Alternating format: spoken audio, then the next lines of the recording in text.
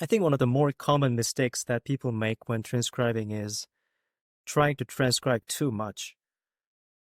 And I know that sounds really weird, but the important thing in transcribing isn't getting the notes right, but examining what's happening within a small passage. And the passage can be like 4 seconds long. And then you have to apply that in a different context. Would you recommend any other ways, tips to improve the process of transcribing and making further progress in ear training, more than quote unquote just transcribe a lot? For someone who already transcribes a lot of music with good jazz theory background, but when it comes to more complex jazz pieces, it's getting more and more difficult and takes way too much time. Right. Absolutely. So I actually have a very good answer to this. I think one of the more common mistakes that people make when transcribing is trying to transcribe too much.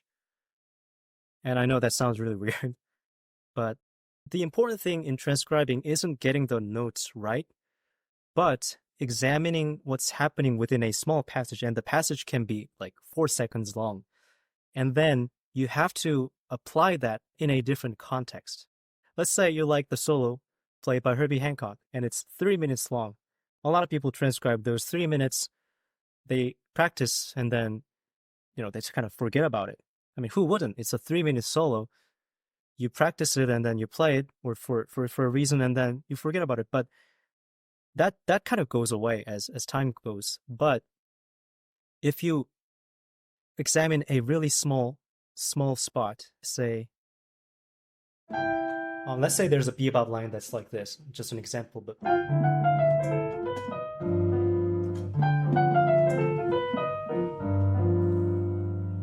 now let's say somebody played it and you like the line and then you transcribed and played it. Now you have to create a different context of that. You can do that by moving the notes or adding notes here and now. What if you do, instead of going that, what if you do,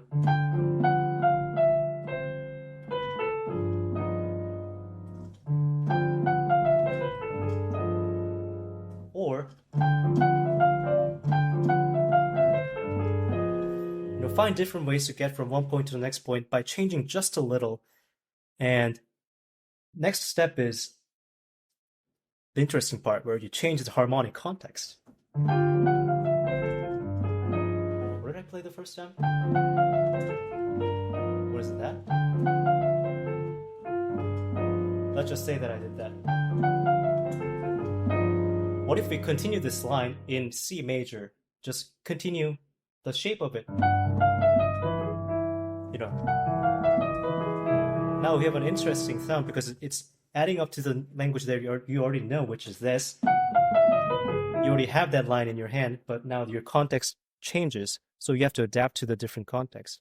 That was a really long-winded answer, but in short, transcribe little, but transcribe focused, and apply that, change that, move it around, and apply it in a new context, and make some music out of it.